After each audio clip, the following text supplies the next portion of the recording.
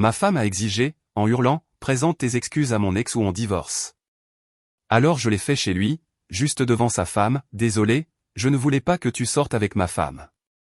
Oh, ce qui s'est passé après. Je suis rentré à la maison après une installation de 12 heures, j'ai claqué la porte avec ma botte, et Léa était déjà dans le couloir, tel un comité d'accueil, les bras autour de mon cou, un grand sourire. Trop grand. Salut, l'étranger. Salut à toi. Elle sentait les agrumes et une bougie que je n'avais jamais achetée. Son téléphone était posé face contre table sur le comptoir, ce qui n'était pas nouveau, mais l'écran de verrouillage s'assombrissait comme si elle venait de le toucher. Et ce ton de « brave fille » sonnait un peu faux. Ses épaules étaient tendues. Ses yeux brillaient d'une manière qui signifiait qu'elle avait pris une décision sans m'en parler.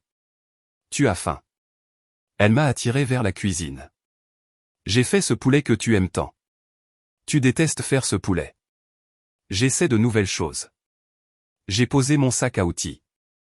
La poêle était encore chaude. Le minuteur du four clignotait minuit 1.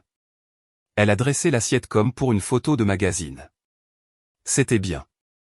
Seulement, ça ne correspondait pas à la demi-seconde où elle a tressailli quand j'ai tendu la main vers son téléphone pour le déplacer.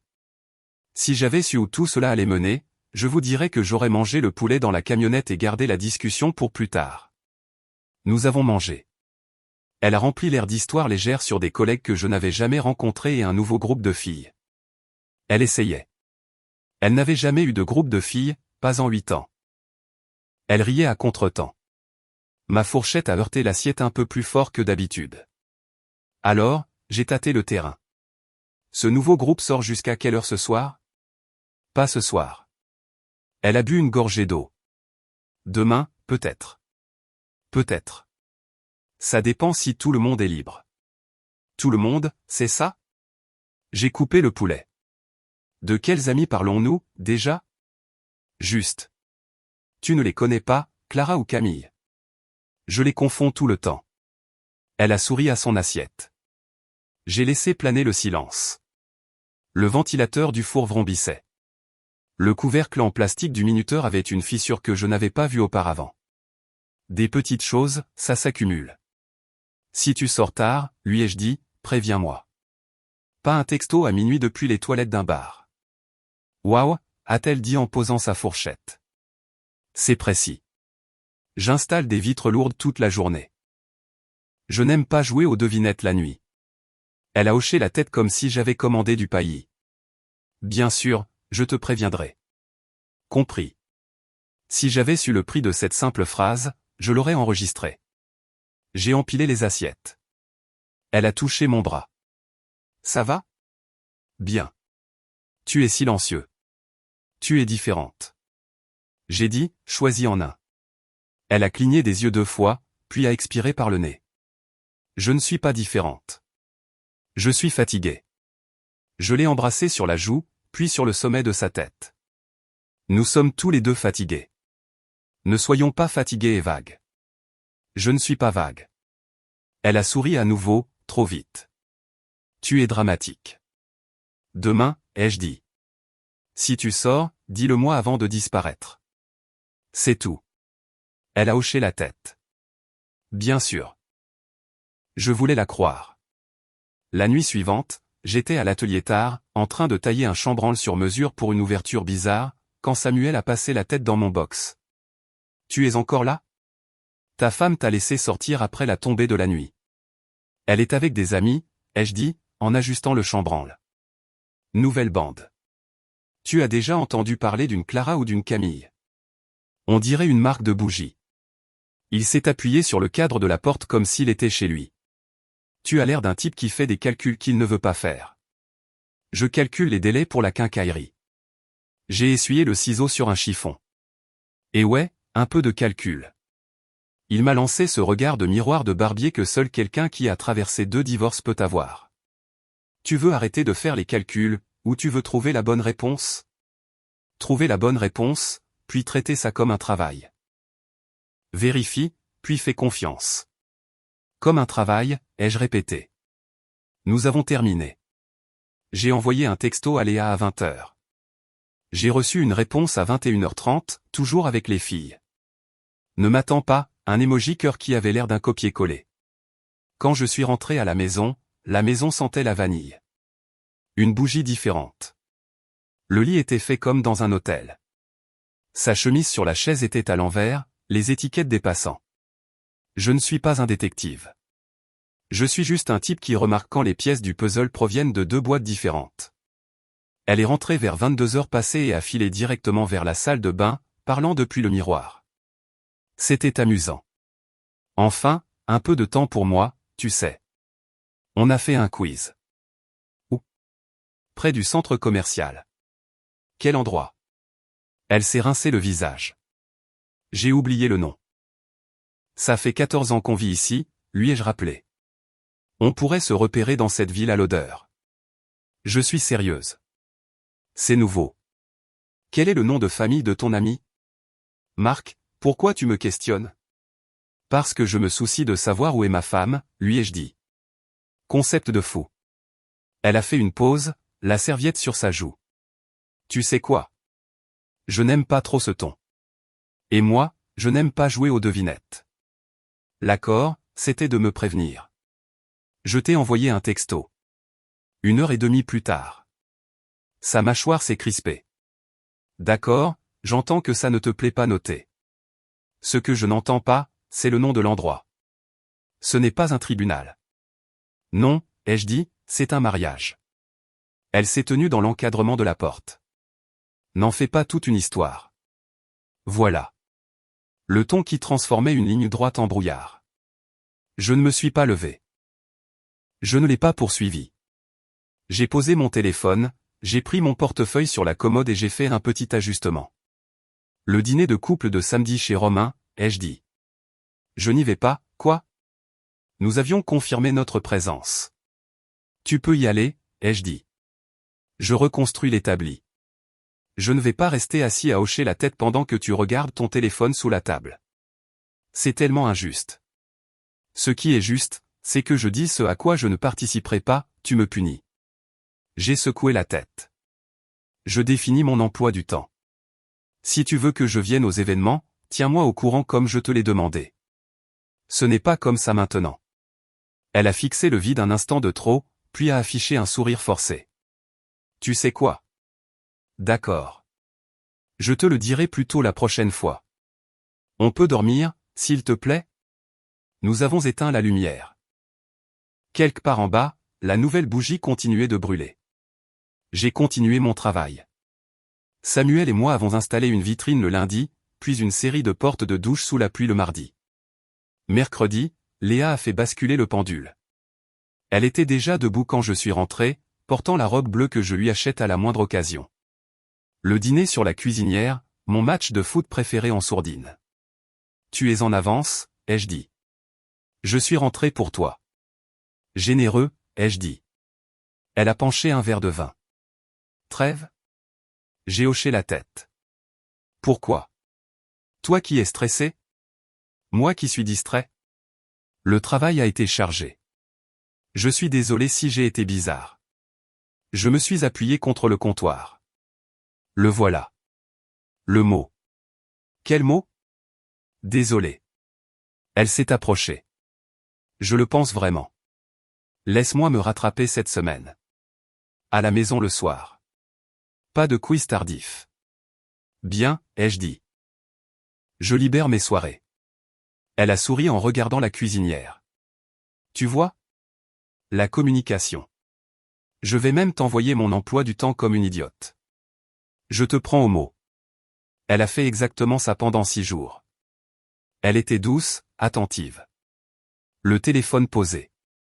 Elle est passée à mon travail le vendredi avec de la pizza pour l'équipe, a fait rougir Samuel en lui disant à quel point elle était fière de moi. Le samedi, elle s'est assise sur le haillon de ma camionnette devant le magasin de fournitures, tapotant ma botte avec la sienne. Tu es toujours en colère contre moi, a-t-elle demandé. Je n'étais pas en colère. Tu étais. Quelque chose. J'étais attentif. Elle a posé son menton sur mon épaule. Continue comme ça. J'ai souri au béton. C'est prévu. La semaine a été assez bonne pour ressembler à une guérison, mais les bonnes choses se brisent quand elles ne sont que des accessoires, et les accessoires se cassent bruyamment. Dimanche, une semaine jour pour jour après sa promesse de soirée à la maison, j'ai répondu à un appel le matin pour changer une vitre, puis je suis allé faire les courses. Je lui ai envoyé un texto sur le chemin du retour. Besoin de quelque chose? Peut-être un dessert, a-t-elle répondu. Des brownies. D'accord, parfait. Quand je suis arrivé, la maison était silencieuse. 2 tasses dans l'évier, ses chaussures avaient disparu du paillasson. Pas de mots. J'ai posé les brownies sur le comptoir. Léa?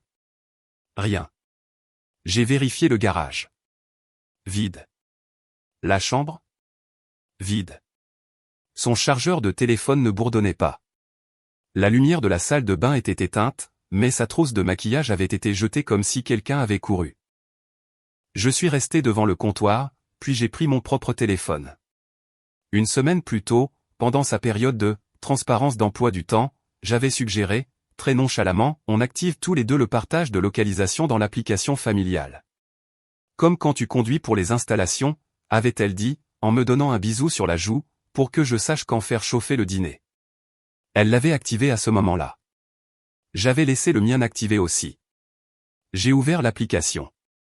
Sa localisation clignotait dans le quartier sud, dans une petite zone commerciale avec un restaurant italien que nous aimions tous les deux. Le nom dont elle ne se souvenait pas. Mon doigt a plané au-dessus du bouton « Appeler ». Je n'ai pas appelé. J'ai pris mes clés, j'ai fermé la porte à clé et j'ai conduit. Le restaurant était animé mais calme, cette accalmie du début de soirée avant les grands groupes. J'ai dit à l'hôtesse que je rencontrais quelqu'un et j'ai longé le périmètre comme un entrepreneur mesurant des moulures. Je l'ai vu rapidement. Je l'ai vu une fraction de seconde plus tard. Thibaut, l'ex qui avait l'habitude de surgir dans les conversations comme une publicité intempestive, l'ex qui n'était pas un problème parce que, on est sortis ensemble à la fac et c'est hilarant maintenant. Il était moins hilarant avec sa main sur la base de son verre de vin. Je n'ai pas ralenti. Je me suis glissé dans la chaise vide à leur table comme si elle avait toujours été la mienne et j'ai posé mes clés devant lui. Bonsoir, ai-je salué. Léa a cligné des yeux. Marc. Ne t'inquiète pas, lui ai-je dit. Je ne vais pas commander. On dirait que vous avez déjà pris le menu dégustation. Thibaut a essayé d'esquisser un sourire neutre. Salut, mec. Thibaut, ai-je hoché la tête. On se rencontre enfin. J'ai trop entendu parler de toi. Il s'est raclé la gorge. On se remémorait juste le bon vieux temps. C'est ça, ai-je terminé. Vieux souvenir, nouveau mensonge. Tu tiens les comptes, ou c'est plus au feeling? Le sourire de Léa est devenu pincé. On peut ne pas faire ça ici? Où préfères-tu? Dans la voiture? La chambre? La discussion de groupe avec Clara ou Camille? Sa mâchoire a tremblé. Tu te ridiculises. Non, ai-je dit. Je te ridiculise, toi. Ne confonds pas la direction. La main de Thibaut a quitté le verre de vin. Écoute, je ne veux pas de. Tu as déjà commandé, mon pote, ai-je dit. Calme-toi. Mais bonne nouvelle, je ne suis pas exigeant. Je suis juste venu dire bonjour et éclaircir une chose. Léa dit que vous êtes juste amis. Or, ma définition d'un ami n'inclut pas la façon dont tes yeux viennent de se poser sur sa bague avant de remonter comme si tu vérifiais un inventaire. Peut-être que ça a changé depuis la fac. Aide-moi à comprendre. Léa a balayé la pièce du regard. Un couple à la table voisine faisait semblant de ne pas écouter. Un serveur a apporté du pain puis s'est immédiatement souvenu qu'il avait autre chose à faire ailleurs. Arrête ça, a sifflé Léa. Tu es mesquin. Je suis présent. Ce n'est pas la même chose. Thibaut a réessayé. C'est compliqué. Ça pourrait être simple, ai-je dit. Simple comme me dire d'emblée que tu dînes avec un homme avec qui tu es sorti. Simple comme ne pas se cacher derrière une soirée quiz. Les yeux de Léa ont lancé des éclairs. Je n'ai jamais parlé de quiz. C'est vrai, ai-je convenu. Tu as dit les filles, ce qui s'est avéré être au singulier et avec une barbe de 3 jours. Elle s'est penchée, la voix basse. J'ai le droit de voir des amis, Marc. Moi aussi, ai-je dit. Regarde. Thibaut a dégluti. On est amis, mec. C'est tout. Je vois ça, ai-je dit. L'électricité dans tes épaules crie platonique. Il a baissé les yeux vers son assiette. Léa a tapoté ses ongles sur son verre d'eau. Je m'en vais, a-t-elle annoncé en attrapant son sac. Reste, lui ai-je dit, calme. Je ne veux pas gâcher votre soirée. Je voulais juste passer pour m'assurer que le plan de table est exact. Lève-toi, a-t-elle ordonné. Dans une seconde, ai-je dit. Thibaut, une petite question. Est-ce que ta femme savait que tu serais ici? Il a cligné des yeux. Pourquoi le saurait-elle? Je ne suis pas, oh, ai-je hoché la tête. D'accord, ça répond à la question. Léa s'est levée. Nous partons. Je me suis levé aussi, mais pas pour partir. J'ai sorti mon portefeuille et j'ai laissé un billet de 20 € sur la table pour le pain que je n'avais pas mangé. Tu ne vas pas payer. Je paie pour ce que je touche. Alors paie pour ce gâchis, a-t-elle lâché. Je lui ai souri, puis je lui ai souri à lui. Profitez bien de la sauce marinara. Je vous laisse retourner à votre amitié. Essayez le tiramisu. Ça se marie bien avec le déni. Thibaut a fixé les clés sur la table comme si c'était une grenade. Léa m'a regardé comme si une deuxième tête m'avait poussé. Une demi-heure, ai-je dit en regardant ma montre. C'est tout le temps que j'avais à vous accorder. Désolé d'avoir interrompu votre rendez-vous. Je les ai laissés là, je suis sorti dans le soir comme si je quittais une scène, et j'ai conduit sous un ciel qui ne me posait aucune question. J'avais à peine tourné la clé que la porte d'entrée s'est ouverte violemment. Léa est entrée comme un front d'orage.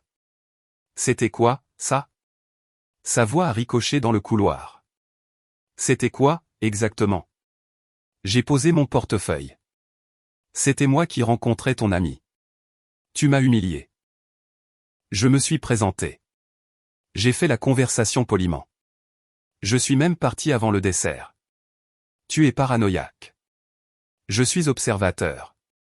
Tu penses que tu peux juste. Tu as raison, ai-je coupé. Je ne peux pas juste faire quoi que ce soit. Alors, faisons les choses proprement.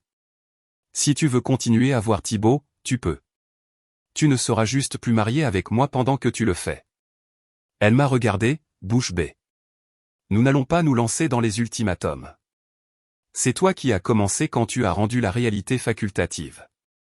Je n'arrive pas à te croire, a-t-elle dit, arpentant un rectangle serré. Il est mon ami. Nous avons suivi le même programme. Alors invite-le à une réunion d'anciens élèves. Nous avons une histoire commune. J'ai remarqué. Elle a pointé le doigt en l'air. Tu lui dois des excuses. Je l'ai regardé, interloqué. Je lui dois des excuses pour ce que tu as fait ce soir? Tu l'as fait se sentir petit. Il a fait ça tout seul. Il n'a rien fait de mal, a-t-elle déclaré.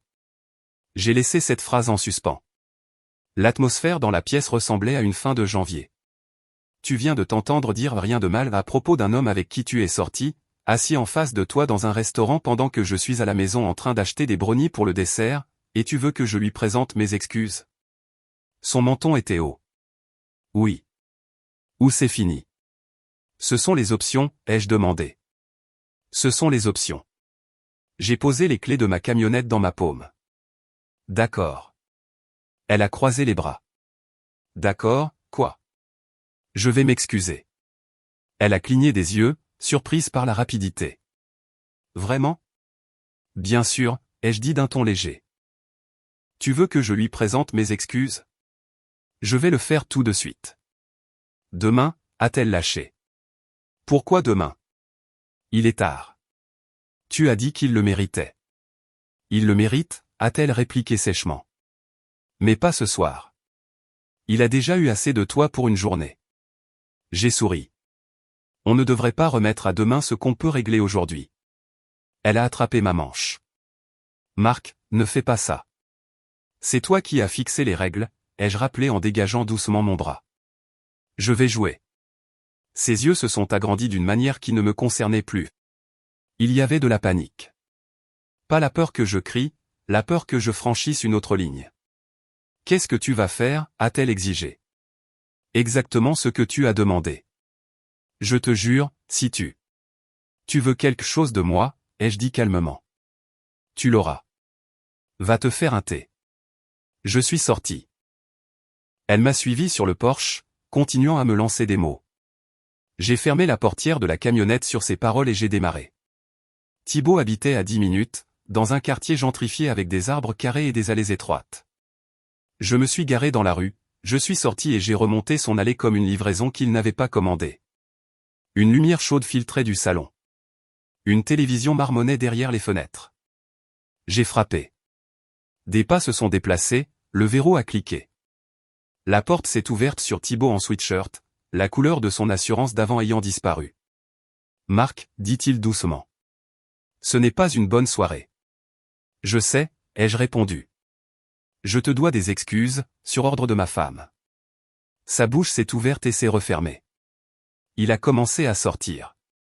J'ai posé une paume légèrement sur la porte pour la maintenir entr'ouverte. « C'est le bon moment, ai-je demandé. Mec, écoute. Elle est. Qui est-ce a appelé une voix de femme de l'intérieur. Nous nous sommes tous les deux figés pendant un battement de cœur. Puis une femme est apparue depuis le couloir, nouant sa robe de chambre, confuse. Elle avait la mi-trentaine, des cheveux sombres, des yeux clairs qui avaient fait le calcul plus vite que les miens. Qui est-ce, Théo, a-t-elle demandé, regardant de lui à moi. Thibaut a tenté de faire marche arrière. Personne. Mauvaise maison. Je lui ai souri. Pas la mauvaise maison. Désolé de passer si tard. Je m'appelle Marc. Je suis passé pour présenter mes excuses à votre mari pour mon comportement de tout à l'heure. J'ai été moins que charmant quand je l'ai trouvé en train d'emmener ma femme dîner. Elle a dévisagé. Vous êtes. Quoi? Ma femme, ai-je répété. Elle était à ce restaurant italien avec lui il y a moins d'une heure. Je suis entré, j'ai dit bonjour et je suis parti. Elle n'a pas scié. Mon mari était au travail il y a une heure. J'ai jeté un coup d'œil à Thibaut. Le travail a été redéfini ce soir, je suppose. Laure, a-t-il commencé. Elle l'a regardé comme s'il était un étranger portant son visage. Tu étais au travail. Thibaut a dégluti. Je finissais des papiers au restaurant. Tu sais comment. Ce n'est pas grave, ai-je dit alors. Prenez votre temps. J'ai juste promis à ma femme que je lui dirais pardon pour avoir interrompu leur amitié. Alors, Thibaut, je suis désolé pour le ton. J'ai été brusque. J'aurais dû appeler avant. Laure a de nouveau tourné son regard vers moi. Vous êtes sérieux? J'aimerais ne pas l'être. J'ai reculé sur le perron pour ne pas encombrer sa porte. Quoi qu'il en soit, mission accomplie. Le reste est entre vous deux. Elle a hoché la tête slowly, then fasté, like she des matched puzzle piece, tout. Thibaut tried to step out again. She pu a flat palm to his chest. Acquiet, efficient move. No drama, juste a new boundary. Marc, dit-elle d'une voix stable. Merci d'être passé. De rien. J'ai redescendu le chemin derrière moi. Je n'ai rien entendu pendant 2 secondes. Puis la voix de Laure, basse et précise, commence par la vérité. Je suis monté dans la camionnette.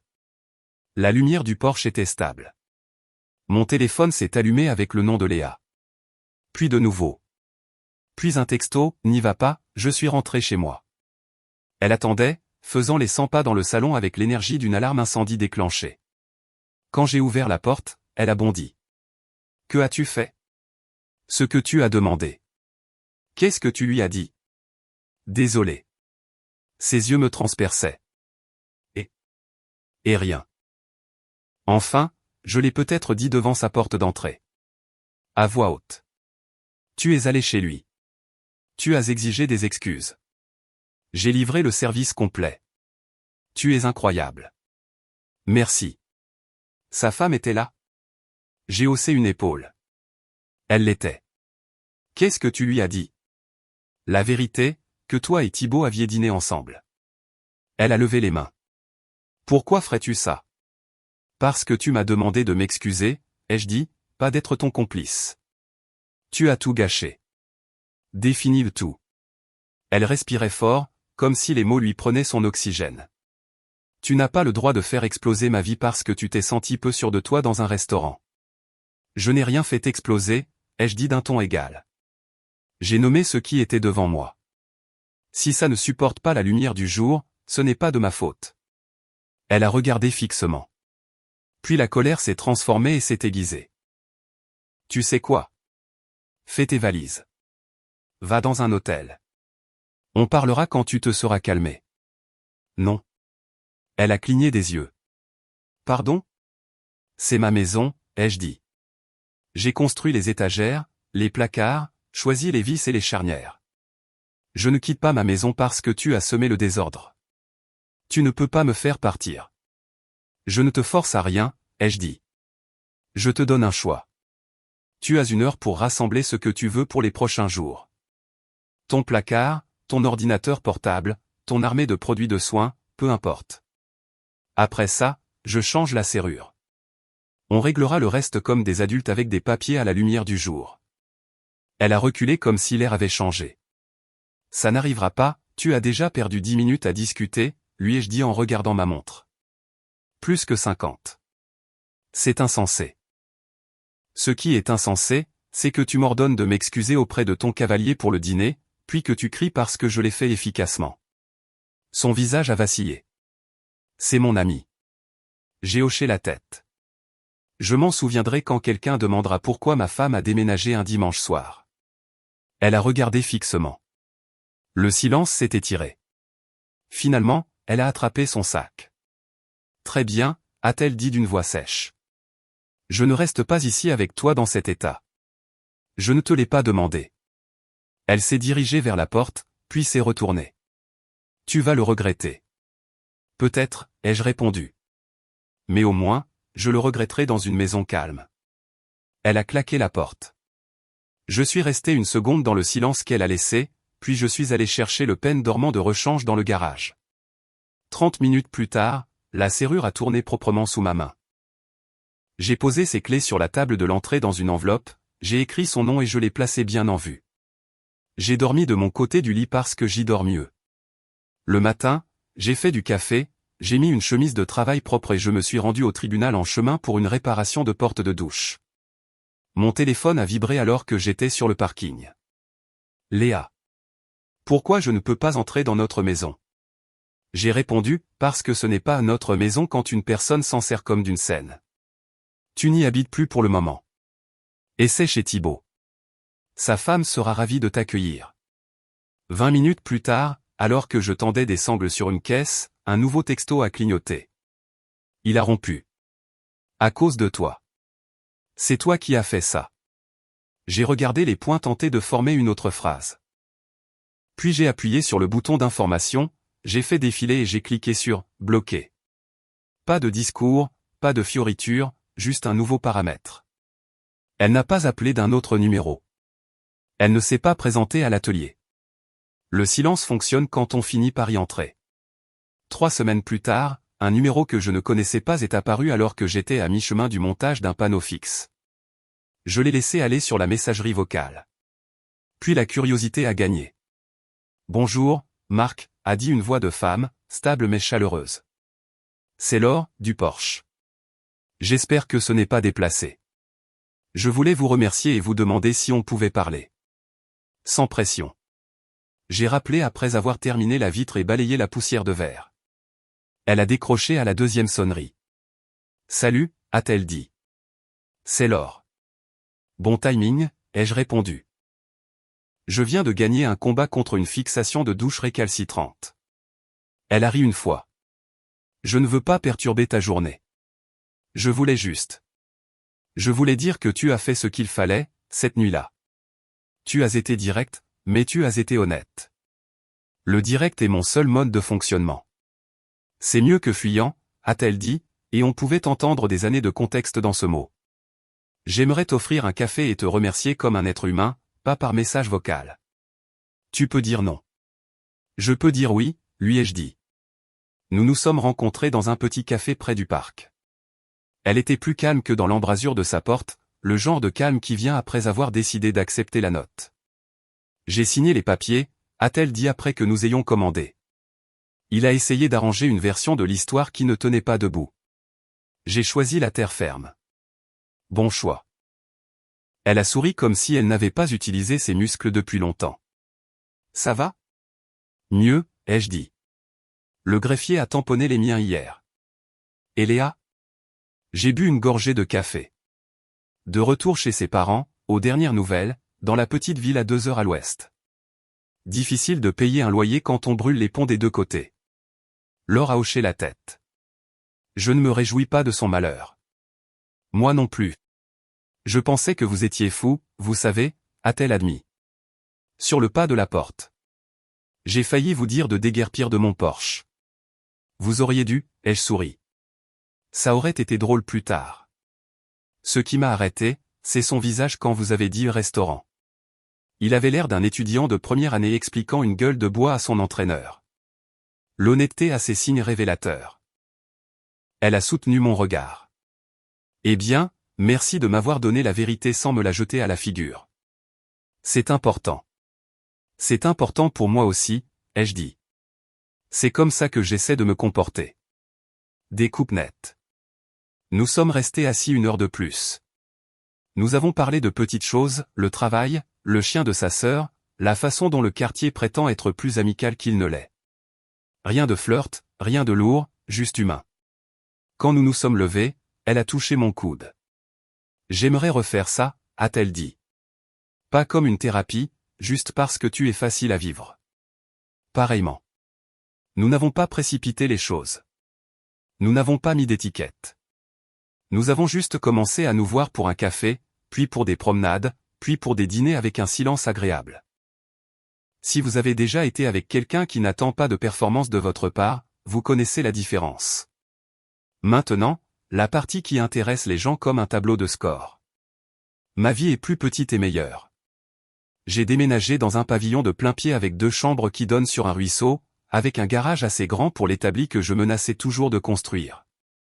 J'ai acheté une vieille camionnette avec une peinture sans prétention. L'atelier se porte bien, j'ai trouvé 2 entrepreneurs qui aiment que je me présente quand je dis que je le ferai. Samuel passe le samedi. Nous regardons le match avec le son bas et nous nous moquons des clichés des commentateurs. Je dors. Ce n'est pas une façon poétique de dire que je suis en paix. Je veux dire, je dors 7 heures sans me réveiller à cause d'une humeur que je n'ai pas provoquée. Laure et moi nous voyons régulièrement. Elle a son propre appartement. Pas de dépendance, pas de test. Elle sait ce que c'est quand quelqu'un vous raconte la moitié d'une histoire et vous demande d'applaudir. Nous ne nous pressons pas. Quand nous avons besoin d'espace, nous le disons. Quand nous disons dîner à 18 heures, nous arrivons à 17h55 comme des adultes. Quant à Léa, je ne suis plus son point sur la carte. J'ai aussi désactivé le mien. La dernière fois que j'en ai entendu parler par la bande, elle est de retour chez ses parents, travaille à temps partiel et raconte une version des événements où j'ai réagi de manière excessive à un repas. Elle n'a pas eu la maison, ni l'équipement, ni la camionnette. Non pas parce que j'ai cherché à la punir, mais parce que j'ai tracé une ligne devant ma propre porte et que je m'y suis tenu. Les gens me demandent si je regrette la façon dont j'ai géré la situation au restaurant ou sur le Porsche. Non. J'ai offert à tout le monde le cadeau de la lumière du jour. Léa voulait des excuses, elle les a eues. Thibaut voulait la discrétion, il ne l'a pas méritée. Laure méritait les faits, elle les a eus. Je voulais une vie où ma maison n'était pas un accessoire dans l'histoire de quelqu'un d'autre. Je l'ai maintenant. S'il y a une leçon, elle est ennuyeuse et difficile. Soyez attentifs. Et quand le respect s'en va, suivez-le par la porte. Ne criez pas. Ne négociez pas votre valeur avec quelqu'un qui l'a déjà bradé. Changez la serrure. Changez l'emploi du temps. Ne faites pas de discours à la fin. Laissez une seule phrase nette et partez. La mienne était simple. Quand Léa a envoyé un texto ce matin-là pour demander pourquoi elle ne pouvait pas entrer dans notre maison, je lui ai dit la vérité. Tu ne peux pas entrer dans ma maison, ai-je écrit. Essaie chez ton ami. Sa femme t'accueillera avec plaisir. Je l'ai envoyé. J'ai bloqué le numéro. Je suis allé travailler et j'ai installé une porte qui fermait mieux que la précédente. C'est le travail. Vérifie, puis fais confiance. Et si le cadre est de travers, tu ne discutes pas avec lui. Tu le retires, tu le rabotes et tu en poses un nouveau qui se ferme comme il se doit.